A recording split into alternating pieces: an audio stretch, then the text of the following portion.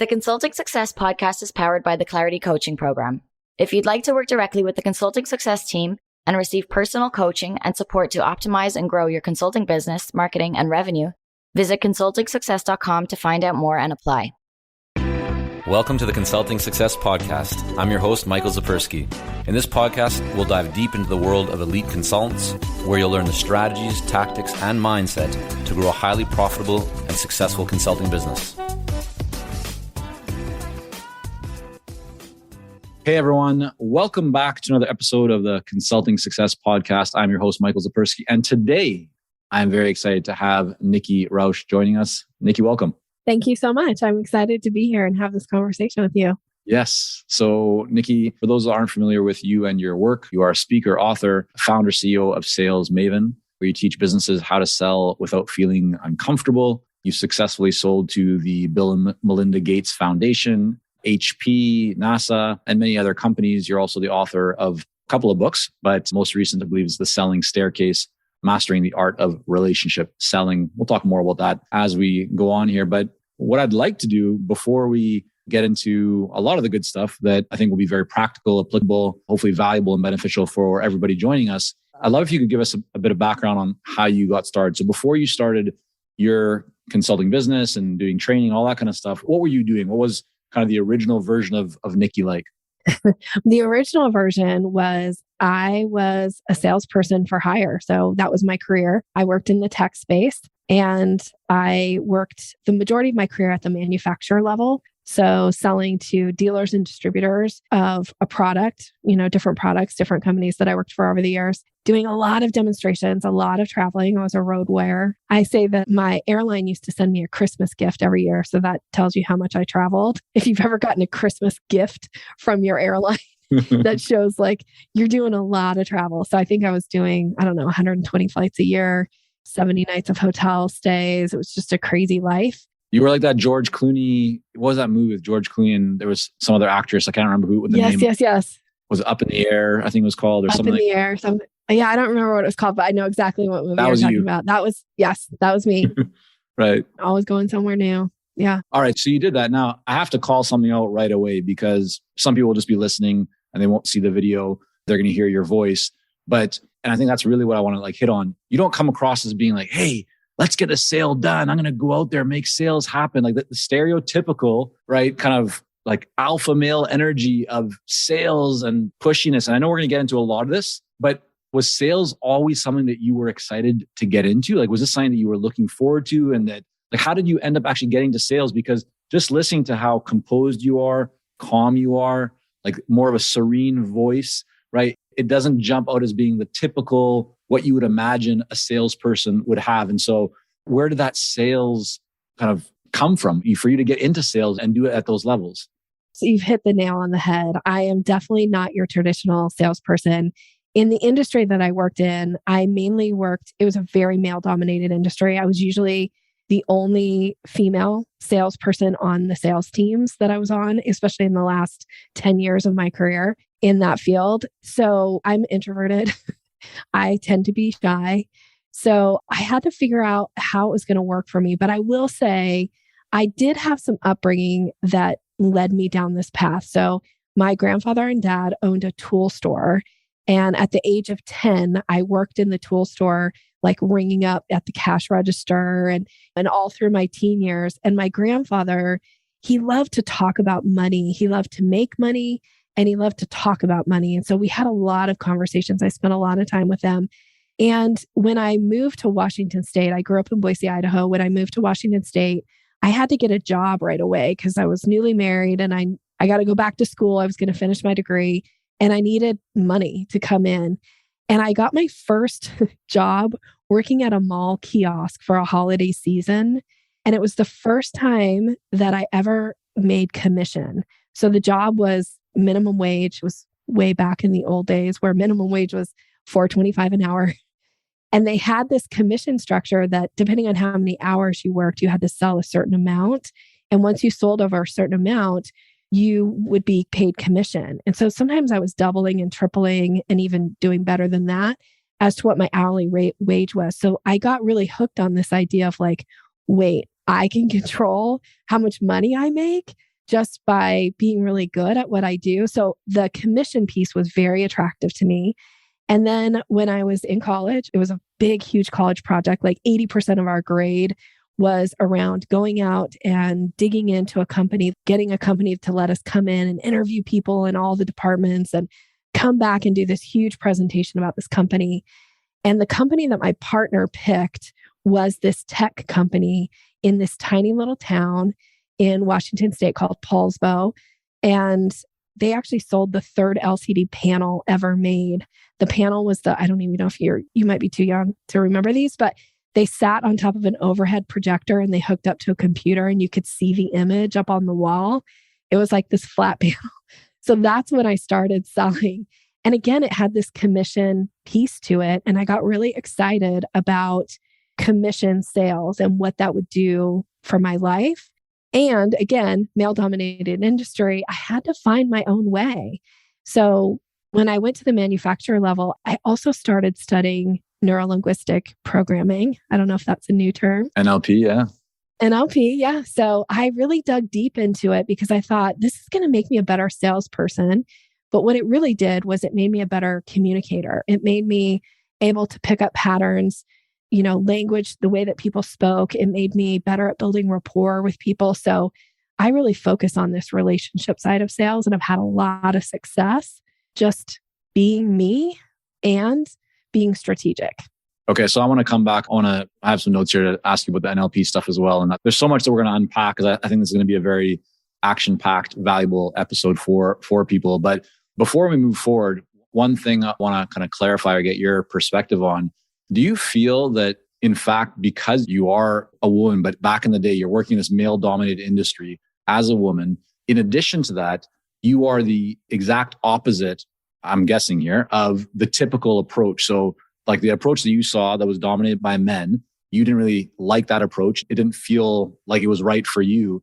Do you think that actually provided an advantage for you in a way that it was a distinction between what most buyers expected? And so I'm just playing this out here like as a bit of an improv, but would that allow them to kind of lower their guard and go like, oh, this is different. This is refreshing. Or am I way off the mark there? Like, how do you think that fit into? And I guess I'm asking Nikki partly because there's a lot of other people out there, regardless of gender and so forth, who just feel like, yeah, I'm an introvert. I don't like sales. I don't like the typical sales approach. And you're almost showing, I think, that some of these things that people on first kind of glance might feel would be a disadvantage for them can actually be an advantage for them. Yeah. So I would say the thing that works, and this is the stuff that I now teach, is you have to find your style, what is authentically you. So, I've worked with people that are that really hungry, aggressive sales mentality. I've worked with many over the years, but every once in a while, they don't usually come and hire me anymore, but every once in a while they will come and hire me because they want to learn some type of a skill or technique that I'm teaching. Usually those people kind of shy away from me because they're like, oh, she's too soft for me.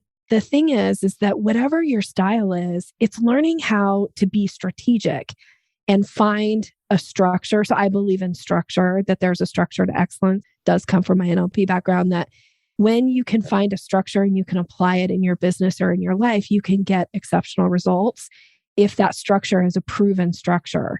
So I teach a lot of structure. So regardless of your style, if your style, we've all been on the receiving end of working with somebody who's kind of got that aggressive, but they're kind of fun to be around. Like they've got that really high energy.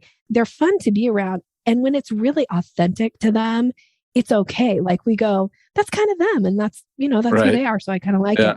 But then when you meet somebody who's coming across really pushy and aggressive and it feels gross, it's usually because that's not really their true style. They're trying to sell like somebody else, or they're trying to do things that they've read about or been taught that just doesn't really resonate. So I'm going to say, I think it's more about being true to who you are and having some structure and some strategy and being more focused on the other person, because the easiest way to earn somebody's business is for them to feel like you care about them, because you do care about them, and that you're not there with your own agenda. Like, I don't believe in trying to convince people to buy from me. I truly think that if somebody has a need or a want, it's my obligation to offer them a possible solution as long as they've given me permission to do that. And I will really stand in my place of credibility. Like, yes, I'm shy and yes, I'm an introvert, but I really do know what I know. And I don't hold back in that I'm not afraid to recommend what I think somebody needs and that's going to make a difference in their life. And I will never recommend something that is more about, I just want the money. I don't care about that. Like, I would rather have the relationship than have the sale. Yeah.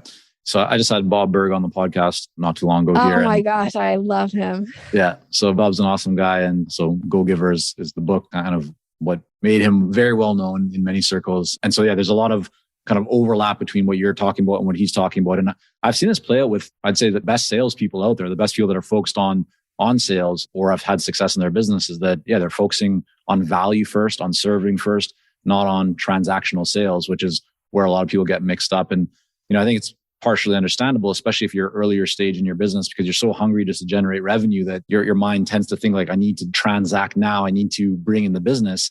And that actually can end up kind of hurting you or shooting yourself in the foot because you don't have your best foot forward, if that makes sense. Mm-hmm. Yeah. I mean, The Go-Giver, such a great book. I just want to say The Go-Giver is one of my favorite sales books and completely opened up like my mind around, I don't have to sell like everybody else. I can be me. We'll put a little pin in this one. Come back. Let me know at the end of the podcast and we can talk about some stuff connected to that in a moment. I want to turn the spotlight back on you. What was the impetus for you to stop working as an employee and start your own consulting training business in this area? What was going on in your life and why you decided to make that shift? Well, I'd mentioned that I'd been in the industry, in the tech space for a really long time. And when you get in an industry like that, it starts to become pretty small. Like the same kind of people, they might change their business card or the name on their shirt might change, but they're kind of the same people. So I found myself, this is a true story. It was a Saturday morning. We were setting up for another trade show. In the tech space, you do a lot of trade shows. So here I was, Saturday morning, San Jose, California, setting up for a trade show. And I was looking around the room and I was looking at all the vendors. It was this huge auditorium and I could see clearly around the whole room, all the vendors that were there. And I knew somebody at every single booth. Mm-hmm. And it was like this huge hole opened inside me. And I was like, oh my gosh. I was very close to turning 40. And I thought, I don't want to be here when I'm turning 50, talking to the same people, doing the same thing. So I got really interested in like what's missing in my life because I had a good life. And if you asked any of my friends or family, they'd be like, she's living the dream. She's traveling. She's doing all this crazy stuff. She's making great money. Like everybody thought I was living the dream, but there was something missing. And I left the industry and I went to work for my NLP teacher. She had just moved to Washington State and she'd asked me to help her build her business. So I started doing some sales and marketing for her company. And that was when I started hanging around entrepreneurs. And it was like, entrepreneurs to me are the coolest people because they have a passion and they're going like full force with this passion. And I just wanted to like rub shoulders, like hoping some of that passion would rub off on me. And as I got to know more and more of these entrepreneurs, as I was showing up at networking meetings and hanging out with these people, I realized that a lot of them were struggling to make money. And the reason they were struggling to make money is because they didn't understand sales. Nobody had ever taught them sales. They weren't comfortable with sales. But at that point, I was almost, I was more than 20 years into my career of selling. So I just started helping some of them on the side, really, just wanting to be of service. And I had one person in particular who we used to ride together to a networking meeting, and she would just pick my brain the whole way there and the whole way back. And finally, she said, Nikki, why are you not teaching people how to sell like this? It works. And I said, that seems dumb. Like, who would pay me to talk about sales? That seems dumb. Like, the stuff that I teach is so, like, it seems natural to me and it seems easy to me. And she said, this is not natural and it's not easy to everybody else. Why don't you just try this? And so I made her a promise that I would give it a go. And here I am 8 years into my business, having the time of my life working with the coolest people in the world, actually. So is that how you got your first few clients, by just kind of starting off doing almost quote unquote free work for people and that just transitioned into more business of that kind? Or was there a concerted effort on your part to go out and get business for you? It really was. I thought I'm either going to go back and get a sales job and start making some real money again, or because I wasn't making any money working for my NLP teacher, or Like, I think I could have gone and worked at McDonald's and made more money that year. It was pretty bad. And she just didn't want to work as much as I needed her to work, frankly, in order to make the kind of money that I was used to making. So I thought, I'm either going to go get a real job, like a sales job, or maybe I'll start this business thing. And this woman that I'd mentioned, she had been talking me up to her CEO. And they ended up hiring me to be their keynote speaker at their national sales conference that year. And my business was really born from there because I went and spoke at the event. A ton of people wanted to do sessions with me afterwards. And my business just started to roll. So I started putting together offers. I put together a course. I hired a coach right away because I knew I don't know anything about being an entrepreneur. So that was the story. 8 years later, here I am having the time of my life. While we work with a lot of seasoned and experienced consultants here at Consulting Success, I'm often contacted by new early stage consultants. Invariably, the question I'm asked is, what are the steps I should take to become a successful consultant and grow my consulting business to my first 6 figures per year? Well, I'm excited to announce that we've opened the doors for our Momentum program. This is our most popular program for early stage consultants, and it has helped almost 1,000 consultants to start, run, and grow successful consulting businesses. It gives you the step-by-step plan to help you with your messaging, your fees, and pricing strategies, how to win more proposals, how to go to market more effectively, developing a marketing system to generate leads consistently, and so much more. And right now, until September the 19th, you can sign up for Momentum and get 50% off the regular price by going to consultingsuccess.com/audio. That's consultingsuccess.com/audio, AUDIO. Only 100 spots are available to join Momentum and get 50% off. This deal is only available until September the 19th or until all 100 spots are gone. We won't be opening up new spots in this program for several months, so don't wait. Go to consultingsuccess.com/audio. That's consultingsuccess.com/audio, AUDIO.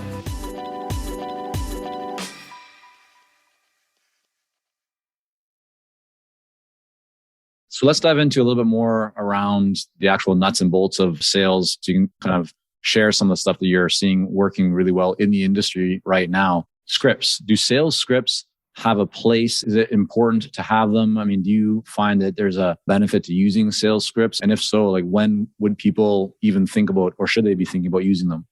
I love this question. I don't think anybody's ever asked me this, or if they have, it has been recent. So thank you for this question.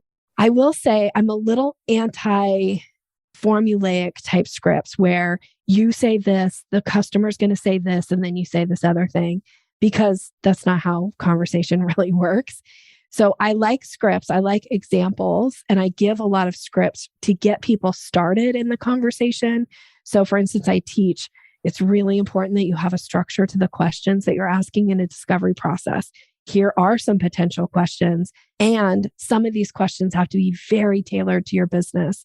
So I teach people how to come up with what those questions should be, but I'm not a big fan of, and I did this because one of my first professional sales jobs was kind of that dialing for dollars. And we had this script in front of us that we would read, but it was kind of like, when they used to get telemarketers calling you at home during dinner and they would just word vomit this script. Like, I don't like those. I don't think it's a good use of. I don't know. Anybody likes those, right? Yes, they're so bad. Yeah. Yes, I'm not opposed to a script. I always call them language suggestions because I don't even like the word script, frankly. So my workbooks for my master classes are packed with language suggestions. And it's more to give people the structure of the conversation. Like, if you're going to write an email and you're doing a cold call type email, here's some structure that's going to be more impactful than the standard word vomit emails that we get as cold emails in our inbox all day long. Yeah, I think that's great advice. And I remember one of our clients in one of our coaching programs, we provide like a sales conversation script for people to, as you said, it's not that you're supposed to read it word for word, but just as a way to understand and kind of get comfortable with the process. And so I remember he went back and he just practiced it, like reading it himself over and over again, just to get comfortable, right? To understand like what is the flow. And then he went out and I think he landed like 4 of the next 5 conversations that he had, turned them into pretty lucrative consulting engagements, just because he knew like what to ask and what to think through. So I agree. I think that's a really great way to look at it. So let's take the consultant who has had a great conversation with the buyer. They've identified in the conversation, the buyer needs help. The buyer wants help, but the consultant doesn't ask for like the next step. They don't ask to close the sale. Why does this happen? Well, I think why it happens is because they're not comfortable with the process yet. And one of the big mindset, I think, mistakes or one of the false lies that we tell ourselves is that if somebody wants to hire us, they'll let us know. I actually had a woman tell me this one time. We were speakers at an event. Her name was Sarah. And I was talking about buying signals and how people give you buying signals and how it's so important that you act on them in the moment. And when we were done speaking, we were kind of standing off to the side and she turned to me and she said, Nikki, I know you say that you have to invite people to do business with you because that's really the only way they're going to say yes. But I sell to adults. That's what she said to me. And so my brain starts going a million miles a minute of she sells to adults. Don't I sell to adults? Who doesn't sell to adults? I'm rolling this through my brain. And finally I said, tell me more. Tell me more about that. You sell to adults. She said, yeah, if people want to hire me, they'll let me know. And I said, oh, okay, sister. No, they won't. Because our brains are lazy and we have decision fatigue. And we often won't make a decision unless it's put in front of us. So if you have a great conversation with a project or a client that you can bring in your consulting services and you can rock it for them, you have to close by issuing an invitation. Because until you get that close, and it has to come out of your mouth, and it can be something simple. It can be here's the proposal. Is that something you'd like to move forward with? That's a simple close question. If you don't ask that, then what you don't get is one of the 5 responses to a close, which I always say is either a yes, awesome, you have a new client, a no, okay, we got to check and see what did we do wrong here, or they have a question that you have to answer in order to earn their business. I had a great coach. He used to always yell this at me, Nikki, most people are one question away from hiring you. Give them an opportunity to ask the question. But you got to get to the close sometimes for that question to bubble to the surface. Or maybe they have an objection, which I need to know about. And that's only going to come out when I've asked for their business.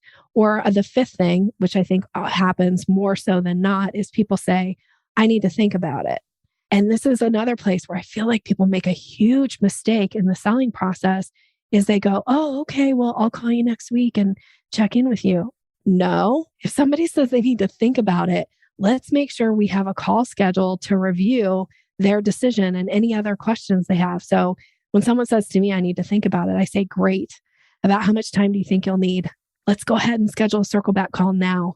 That way I can answer questions that came up for you and we can decide about working together. How's your Thursday at 10 look? Yeah. So no, sorry to interrupt, Nikki. I just want to ask you, what are your thoughts about in that situation when somebody says, I need to think about it? Do you find it effective or is it for you a best practice to say, great, of course, out of interest, or just what do you want to think about, or what's kind of still left that you're thinking through? Do you ask that? Do you find that's important, or do you just say, okay, great, let's schedule a time? Depending on how the conversation has gone, I'm probably going to check and say, I'll usually say, that's totally fine. Can I ask, is there anything that we haven't talked about that will be useful for you to know in order for you to make your decision? Right. Because I just want to check. Because some people are like, I don't make decisions on the first call, right? Or some people are like, I need to check in with my business partner, or whatever their reason is.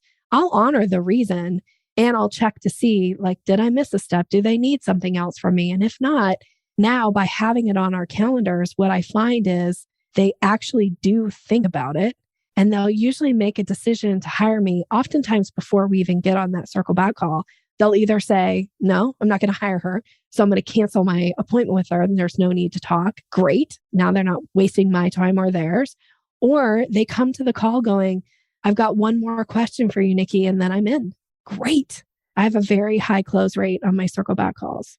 Yeah, it's so interesting. I think some people will be listening going, well, Nikki, I've experienced that I do generate business and I don't have to ask for it. And my response to all those people who might be kind of doubting or just wondering how this plays out because they haven't yet necessarily needed to ask for business is just that's wonderful. If you're in a place where people are just coming to you, you're winning business, you're not having to ask for it, all good. But almost certainly, if you're not asking for it, you're leaving a lot of money on the table. There's going to be a lot of opportunities and conversations where if you're not asking, right, or if you're not suggesting that next step, you're almost certainly leaving a lot of opportunities. So this is definitely a best practice, regardless of where you're at in your business.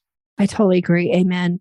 100% everything you said. I'm so in alignment with you on that. There we go. Let's then shift to talk about pricing strategies. I'm wondering, what have you found from a sales perspective? I mean, you've worked on large size deals, you worked on smaller size deals. How important or effective have you found it to be to begin with kind of entry level offering, like a discovery offer, and as opposed to going right into a larger full engagement offer? So price point wise, right? Discovery offer, I mean, it could really vary, but let's say anything from $1,500 to $15,000, $25,000 compared to a full engagement, which might be $50,000 to $500,000 or even $5 million. Like, in your experience over the years, is it a best practice? And do you recommend that people begin with something smaller first as a way to kind of get their foot in the door, develop or kind of strengthen the level of trust, deliver results and proof, and build that relationship first before trying to go to a larger engagement? Or have you seen a lot of success in just going right into a full engagement? So I teach a structure to a sales conversation. I call it the selling staircase, and there are 5 steps in it. And the third step is the discovery. And if you're selling a high ticket or a really high touch offer, you're probably having some kind of a conversation with somebody. Maybe you call it a consultation. I call it a discovery. And in there, your job is to ask the right questions to find out what's the need or the want or the problem. And then when you move to step 4, that's proposal. That's when you're laying out your offer. And I think my answer, I promise I'm going to answer your question, but my answer is based on what the person has shared for me or shared with me about their need, their problem, their want, I'm going to recommend what I know is going to get them the solution. So if that's a $15,000 engagement, that's going to be my first recommendation.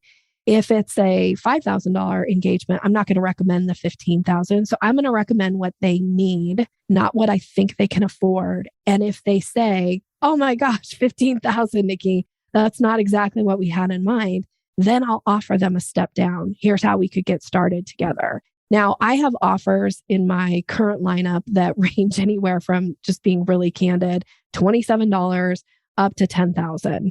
And not everybody's going to be the right fit. And I don't always know where people are. So I like the idea of giving people a way to start with you that are like on the fence, right? For me, a little $27 offer, it's very limited risk for somebody to take a $27 offer from me. And like, I'm going to dip my toe in the water with this chick and see if she's got anything of interest.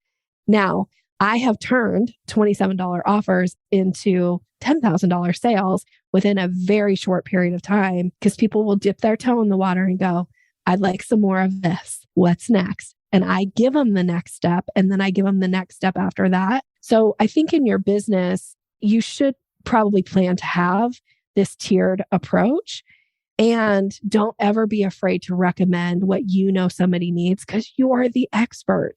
There's a reason they've come to you and talked to you or initiated some type of conversation with you.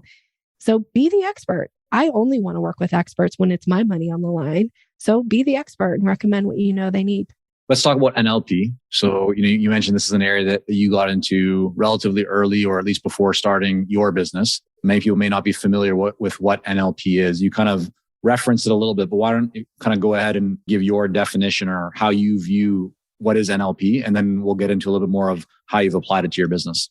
Okay. So NLP stands for neuro-linguistic programming. So neuro is the way we process information in our brains. Linguistics is the language piece. So how I speak to you, any internal dialogue that I have, and any way that you speak to me. So that's the language piece. And then the programming has to do with habits and patterns. And when you can start to recognize how people are showing up in a conversation, you can add flexibility to your behavior to make the conversation easier for the other person. So I teach based on my all-time favorite quote, which unfortunately I don't know who the author of this quote is, but it's, "Blessed are the flexible, for they shall not be bent out of shape." So I teach flexibility. How can you show up in a conversation, still be yourself, still be authentic, and be flexible to put the other person at ease, not to manipulate, not to try to convince them of anything, but to allow for them to be really present in the conversation and for them to make a decision as to whether or not they're interested in continuing the conversation with you. So it's really the study of communication. That's the most basic term of it. But it's also learning how to add some flexibility to your behavior. Because when you show up in a room and you're like, hey, this is me, this is my style, take it or leave it, go kick rocks if I'm not for you, a lot of people will leave it because they'll say, you're not for me. But if you show up in the room and you have some flexibility to your behavior and you're not trying to tell people like it's my way or the highway, people are probably going to want to engage with you more. They'll be more inclined. So can we take that and apply it to a sales conversation? So, we have consultants in many different industries all around the world that are tuning in and joining us right now at many different stages of their business, from getting started to all the way up to very developed with large teams and so forth. So everyone has sales conversations, right? In one form or another. If we apply NLP to sales conversations, what would be an example of a good application of NLP? Could you maybe just kind of create a bit of a situation and then introduce how you would apply NLP and what would that look like? Yes, absolutely. So you tell me if you want me to go more in depth, or if you don't like my situation, I'll come up with a new one. But I'm suspecting that a lot of the consultants listening to this call are delivering proposals, for instance, to a prospective client. Okay.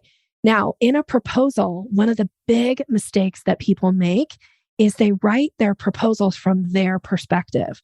So here's what I'll do for you. Here's how I'll solve this problem. Here's all the things that you'll get when I do this, this, and this. But that's about you. And the other person is more interested in them. So an NLP technique here is to turn this around and make the messaging more you focused than I focused. Here's what you'll receive as a result. Here are the benefits you'll get from this. Here's how your company will experience such and such. So make them you statements. They're so much more interesting to the reader than it is to a bunch of I statements. I'm going to help you. I hope this helps. I want to do this. It's like nobody cares what I want. They really only care how is it going to impact them. So making some switch in your language is a big thing in proposals. Yeah, I think that's a really powerful concept. I remember learning about this many years ago when studying copywriting, and some of the greatest copywriters of our times, and even before my time, because I think many of them applied NLP ideas, and that's what made some of their copywriting. So that's a very powerful copywriting kind of component, is to write for the person, not for yourself, or like really position them at the forefront and not the other way around. And you are right that consultants tend to do that a lot in their presentations, talking about their own methodologies, and it's all about them and their deliverables. Clients don't want that. Clients want it to be about them, their situation.